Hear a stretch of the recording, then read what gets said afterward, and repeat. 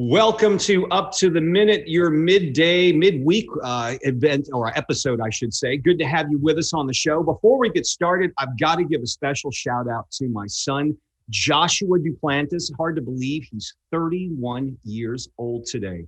Congratulations, Josh, and happy birthday to you, son. So let's move on with the show. It's hard to believe we're already in the middle of the week. We got a great lineup for you on Up to the Minute for the next half hour. Some special guests. And we'll get to those in a second. But first, as always, every Wednesday and Thursday now, abbreviated for your viewing pleasure, Brittany Pacheco joins us at her household. Good to see you, Brittany. Hey, good morning, Todd, and happy birthday to your son. My sister actually had her birthday yesterday, but I don't think she'd appreciate me telling everyone how old she is. Yeah, well, I think when you're early 30s and you're a guy, it's cool. But yeah, women, that's for some reason, they just don't like to, y'all don't like to get your age out there. I get it. Oh, I don't care. It doesn't bother me. You can't, reverse it. You can't change it. It is what it is. Well, I mean, it's easy to tell people you're 46. You don't look a day over 30. Thanks. By the way, I'm turning 32 this year. Anyways,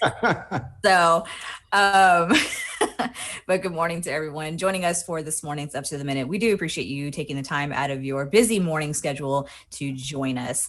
Before we get into today's show, I do want to take a second to remind everyone to take a moment to follow us on Facebook, Twitter, and Instagram, even LinkedIn, and head over to our YouTube channel where you can check out past episodes of Up to the Minute, The Topic, many other episodes that are produced by our very own HCCTV. Don't forget to subscribe and hit that notification bell. And last but not least, we need help from our audience as well as our guests to share this podcast. We want to grow our audience, but more importantly, we just want to be able to share this information out to those who are not following us. So, Todd, let's get into today's show. All right, Brittany, we'll check in with you in just a little while. We've got two special guests today. Of course, Robbie Brahmbhatt, you know him, you love him. You've seen him here before many times. He's the Director of Student Innovation and Entrepreneurship and the Ideas at HCC Pitch Competition. Good morning to you, Robbie. Morning, Todd. Thanks for having me. Absolutely. We're looking forward to hearing from you and getting an update on the competition. So we'll check in with you in just a little while. But first, a little over a week ago, Tiger Woods was involved in a horrific single car automobile accident outside in Los Angeles County. He is recovering now in the hospital. He's had multiple surgeries on his leg. And joining us now, one of our former students, proud HCC grad, and also Dr. Christopher Segler. He's a foot and ankle surgeon known as Doc on the Run. Joins us from California with an update. Good morning to you, Chris. I think your mic's still off. If we can get you to unmute your mic. Sorry about that. That's Thanks for having me, Todd. Yeah, Good glad to be here. I know we talked about this yesterday. Of course, you're certainly not treating Tiger Woods, but you've read up on his injury and you specialize in sports injuries. You deal with a number of athletes. Tell us what you've learned about Tiger Woods' injury and where that is right now. Sure. So his family put out a press release that gave us a little bit of information that came from some quotes from the doctors who actually treated him and performed his surgery. And we know that several things happened. One is that, like you said, he's had a couple of surgeries. He had a severe injury to his leg where he had what was described as a comminuted open fracture of the leg, as well as fractures in his foot as well. So he has had a significant injury. It also, they specified that they had in surgery released the muscles overlying those areas as a part of the surgery as well. And of course, when we say that sort of stuff as physician, it has meaning to us, but for 99% of the population that doesn't do surgery and maybe wasn't even trained in those procedures, it's really hard to understand what that really means.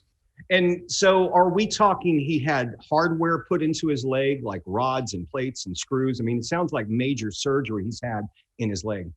Yeah, all of the above. So there are really a couple of things that we know that they did for sure. And we can assume some extent of the injury based on what was described in that press release, even though, when you read it as a layperson, it really doesn't seem to make that much sense. But we know that he broke his several things. So if you look at a foot model, for example, like this, You have the tibia or the shin bone, and then the fibula is the little one next to it. And those two form the ankle, but obviously they support your weight. And we know that he broke both of those. And many times when you have that kind of injury that was described, where someone says they had to put in a rod, then that generally means that there's a fracture in the tibia up here where it was broken off somewhere in the mid shaft of the tibia bone. And then if you look, there's a medullary canal. So the bone is basically a tube, and the surgeon basically starts up at the knee and shoves a rod down through the bone to align it and to keep those pieces in place. And then it's attached with some screws at the ankle. There's oftentimes in component with those types of forces that create that kind of fracture, a fracture in the fibula. We put a plate on that, some screws on that. And then the interesting thing that actually tells you about how severe this injury was the somewhat, in passing comment about releasing the muscles in the leg. Well, right. What does that mean? Yeah. So what that means, that's actually decompression procedure is what we call it. But what can happen is, for one thing, when you put the rod inside the tibia, we actually hammer it down into the tibia. So that obviously is applying a huge amount of force on the inside of the bone, and that bone's already broken. So you can have a lot of swelling as a consequence of that procedure. And the compartments in your leg, you actually have several compartments where different muscle groups are within those compartments. And they're not separated by walls. They're separated by layers of tissue we call fascia. That fascia keeps those compartments separate. And if pressure starts to build because of swelling in the compartment from the trauma of surgery, then what happens is when you exceed a certain point of pressure in the compartment, the veins that are thin and flexible, they basically get collapsed by that pressure, and the blood cannot get out. Right. And the blood in the arteries, it has a muscle layer and it's tougher, keeps pumping blood in, and you get so much pressure skyrocketing in those compartments that it actually causes tissue necrosis, or actually death of the muscle, and you can lose your leg. And so when we see that they release the muscles, they actually made several incisions, most likely, to cut through the fascia so that that pressure can escape. So what that means in practice is that he most likely has not only rods and screws and stuff holding plates, holding his fractures together, but he also has now open wounds that have to be treated because of that.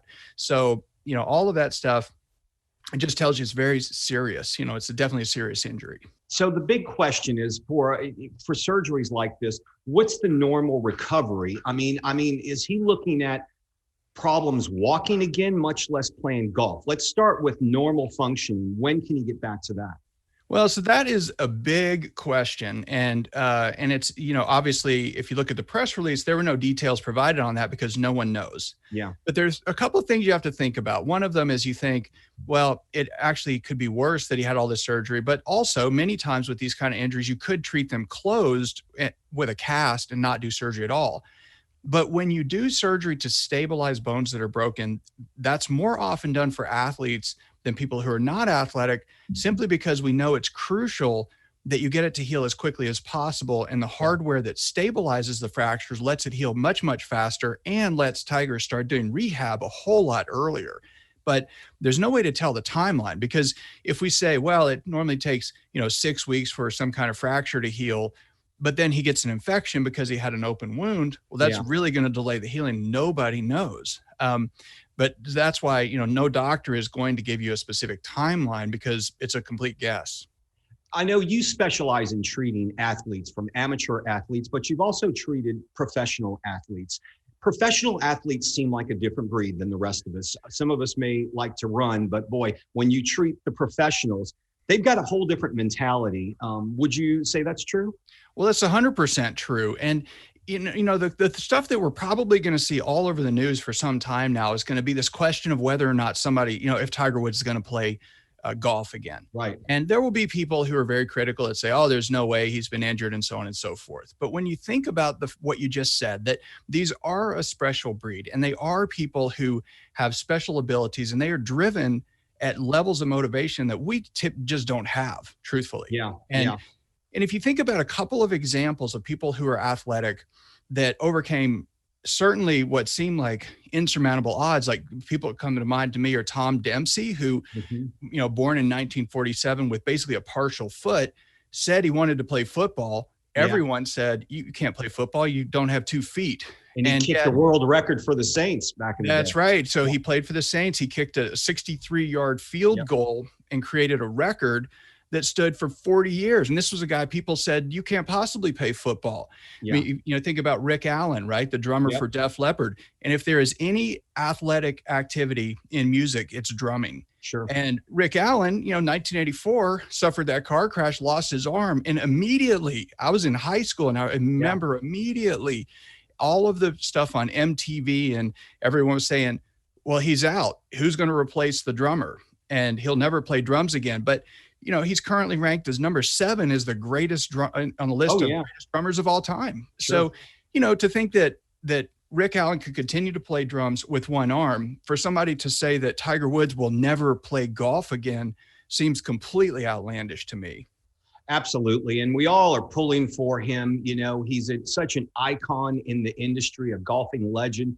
And we certainly hope he continues his career. So, Chris, you're normally here. Talking about running and getting out running. What are you going to be talking to us about next time you're on the show? Yeah, that's right. Next time, we're just going to talk about, kind of getting into running and the physical pain that actually happens when you first start running, what that means to new runners, and the 2 times when you should predictably expect it. And if you understand those things, maybe you won't be so apt to give up. You got to hang in there and you got to keep going. So, folks, you want to start running, tune in a couple of weeks. Chris will be back. Dr. Christopher Segler, the doc on the run.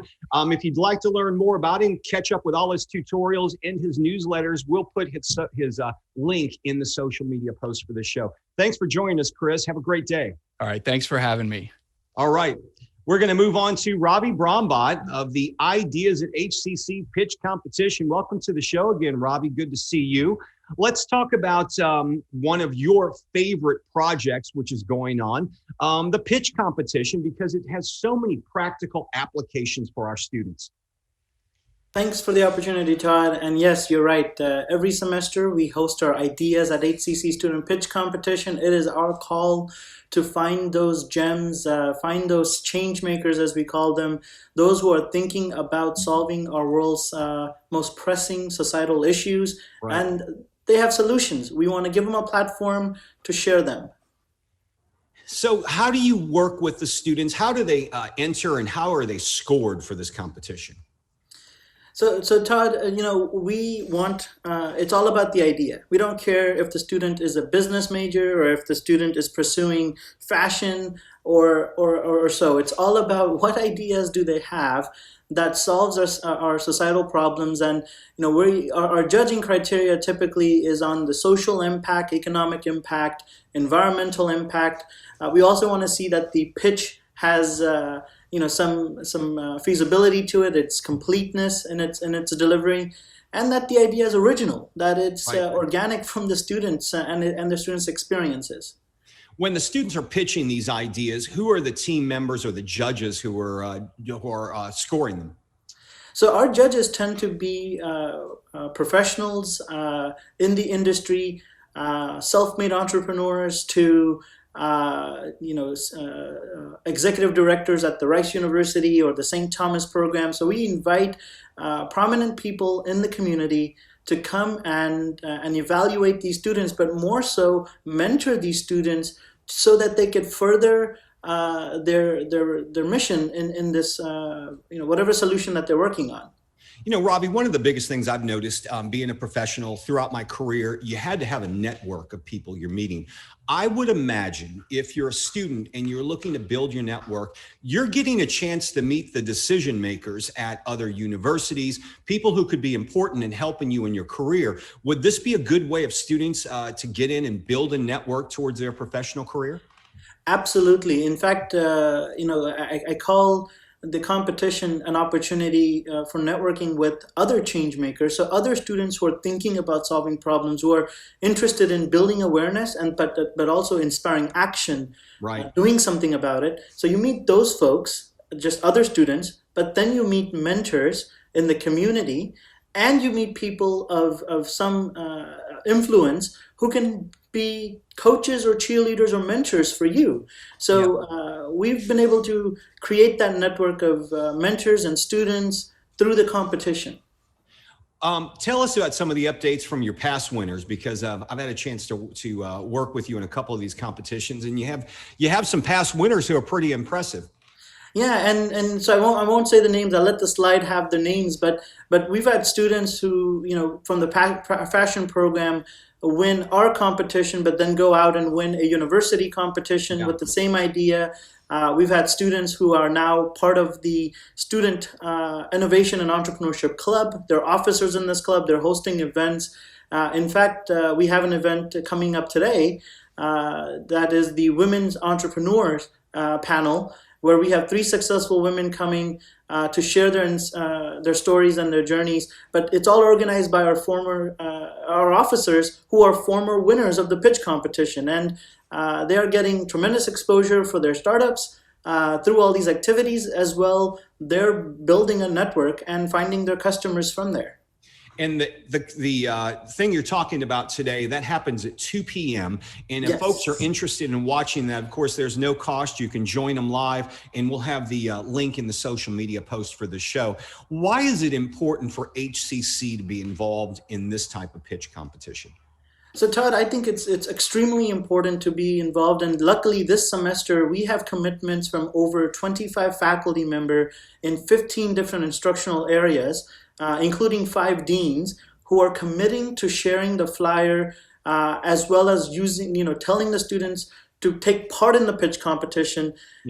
Because the competition comes with on-demand trainings where we teach skills of design thinking, lean startup, pitch presentation. We teach them these entrepreneurial skills.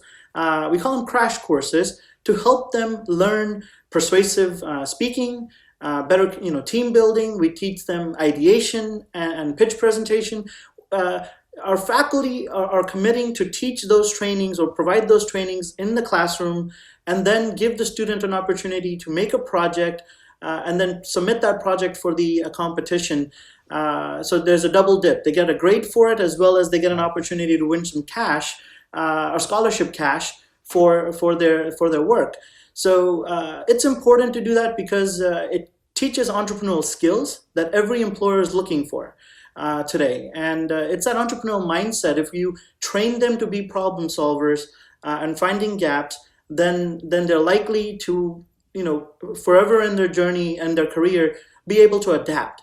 They will not pull up their hands and say, you know what, I can't fit. If you teach the entrepreneurial mindset, they will take any no's and any hurdles that come to them, and they'll resolve them. They'll overcome them. It's just a different mindset we want to teach. And a lot of faculty are signing up to support the pitch competition in their curriculum in under 25 different programs. So I'm really thankful for that. I know you talked about adapting. I know you guys had to adapt back in last March, like all of us did during COVID, and you were able to pivot your operations to have all these competitions and not miss a beat. And you were doing that online now, and that's still the way things are going, correct? Absolutely, Todd. This competition is going to be online, and I'll tell you, when we were in person, we were doing 2 competitions a year for both semesters. When we went online, we did 5 competitions last semester. Yeah. It just, the convenience, I guess. Students showed up and we just hosted these competitions. This year, our goal is to continue the online model until it's safe for all of us to be back on campus, whenever that is. But this one, we've scheduled it to be completely online, including the pitch presentation to our judges in May will also be virtual at this time. Yeah.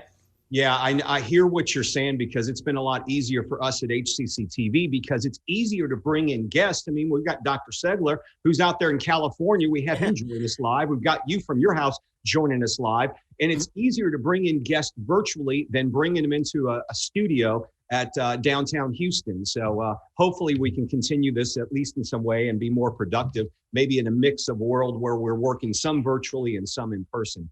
Robbie Brahmbhatt, the HCC Director of Student Innovation and Entrepreneurship. We appreciate you being here this morning and talking to us about the pitch competition. Once again, what's the link if people are interested?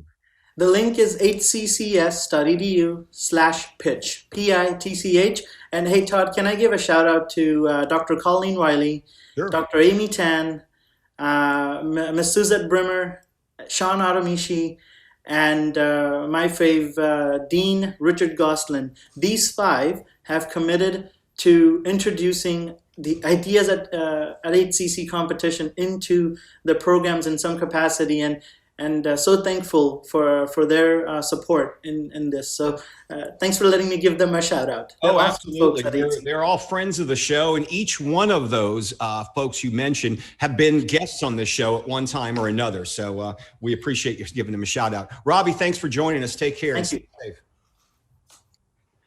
All right, so we're going to move on to Brittany with our HCC news and information. Brittany, on the rise, build a career in new construction and facility service. Tell us about that. So HCC Central's architectural design and construction, COE, and TD Industries is offering a panel discussion on career options. HCC Central's career and job placement services available free of charge, to all HCC students. Will also discuss its assistance in the employment process. That's happening today after this show at 11 o'clock. Be sure to check our post for the information on how to register. All right, and Student Life commemorates Women's History Month. Women's Empowerment is the name of the game of this month, as well as a host of events lined by the Office of Student Life and Rec Sports. There's a self-defense class happening at 1 p.m. today. It's a free martial arts class, and also a human trafficking coffee chat. Very important subject. That's 1 p.m. tomorrow, Thursday, March 4th. Niecy Hamilton, she's been a guest in the show. You remember Niecy, don't you? Oh yeah, absolutely love Niecy Hamilton. Discussion with her. Her story is just incredible. So she's definitely a great person to speak on this type of topic. It's a very tough topic to talk about, but she has a wealth of knowledge to share with everyone. Let's get her back on the show. I know our producer, Melanie's watching right now. So Melanie, see if you can book Niecy Hamilton again. It was a great discussion, and it's a topic, we make headlines here in Houston, and it's not always for good things. And human trafficking is one of them, because apparently it's a huge problem in the city. So make sure you tune into this coffee chat. Niecy Hamilton and Catherine Griffin Grignon will be joining you and learn the signs of human trafficking. Most importantly, take action. The links for this discussion, it's happening tomorrow, will be in the social media post for the show. All right, Taxes 101 from Student Life, Brittany. This is so appropriate, Todd, and I'm probably going to take advantage of it because of the fact that I just got my W-2 in the mail yesterday. So I got mine a while back. Yeah. Huh. I just got mine yesterday. I don't know, Houston. So hang out with Student Life and Student Government Association to learn the process of filing your tax return, new tax laws, and resources for free or low-cost tax preparation. So the fact that I do my own taxes, this will be very helpful just to make sure that I'm up to date with everything. And hey, if I can get it filed for free, that's even better. So it's good. I already did mine. We've been going to the same lady for the past 7 years, and we love her and her family. They're all very nice people, and they just know how to handle things for us, and it's so easy nowadays because you go in, you don't even give them a check. Whatever you owe them comes out of your refund. And as long as I'm not paying, it's a wonderful day, because there were many years where I didn't get enough taken out, and I'd always have to write a check or make a payment plan with the government, which is wonderful. But it's good to have those taxes filed and put away. Yes. So this event, Taxes 101 from Student Life, is happening this Friday at 1 p.m. For more information, you can email Student Life by emailing hcc.studentlife@hccs.edu. Another thing that's very important for students, free grocery distribution continues. Houston Food Bank's Health Market Trailers, formerly the Eagle Mobile Food Market, they're still helping our HCC community, as noted when Chancellor Maldonado and several of our trustees were on hand with presidents of our college over the weekend. They joined elected officials out there. It was a big event at the Northeast College and I believe the Southeast as well. They handed out food and water, and we're going to be doing that again. All HCC community members can sign up to receive free groceries. Just pick the campus, the date, and the time you would like to pick up the food. If you have any questions, you can email hcc.cares@hccs.edu, and we'll have some links in that email address in the social media post. Do you know a high school student that's ready to go to college? Well, we've got a transfer fair and information coming up. And this is actually how I found out about HCC, because HCC came out to my high school to talk about what they have to offer, programs, scholarships, financial aid, et cetera. So high school students out there, HISD seniors particularly, can learn more about HCC workforce and academic programs with these interactive sessions that dive into the admission process, financial aid steps, and much more. The next transfer fair is scheduled for next Wednesday, March 10th at 3:30. We'll be sure to include the link to register in this post below after this show.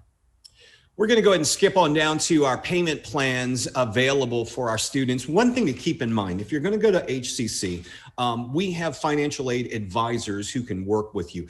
They'd like to look into getting you grants, scholarships, financial aid assistance if you need it. And then also, if you do have to pay, we have payment plans available. We have a lot of ways. Don't let finances stop you from signing up for college. HCC has ways to help you cover the cost of spring tuition, books, whatever you need. We've got an option for you. We'll have the link to their email address and also to the financial aid department in the social media post for the show. So Brittany, earlier this week, some major announcements were made about the Flex Campus option for students who are looking to return to campus. Mm-hmm. Yes, Todd. So the new announcement is the all in-person classes known as Flex Campus will remain online for the remainder of the spring semester. I know that puts a damp in, a lot of people's, hopes to come back and kind of get back to that normalcy. But as outlets here in Houston have reported, we've got all the strains of COVID here in Houston now. So we have to take every precaution to make sure that all of our students, faculty, and staff are safe. And so once again, Flex Campus will remain online for the remainder of the spring semester, as well as a new announcement for the lab-based courses, Todd, after spring break. What's going to go on with lab-based courses? That's right. So lab-based courses, a lot of them are going on right now for workforce instruction, but others will be increased after spring break. Of course, check with your program director or your professor for more information on that. One thing I wanted to mention as well, the Chancellor's office sent out a memo yesterday, Brittany, and I wanted to kind of go over that real briefly, because as you know, the governor did lift the mask mandate yesterday.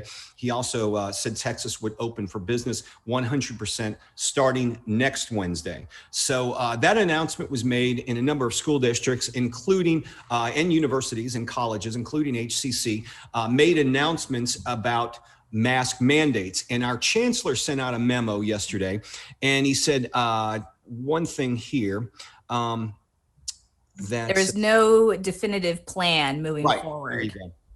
Right. So at this time, HCC is still reviewing all of its protocols, making sure that, we're going to take every precaution and consider every precaution to make sure that students, faculty, and staff are safe once again. But at this time, there is no definitive plan moving forward, given the new announcement from Governor Abbott about the mask mandate and opening up to 100%.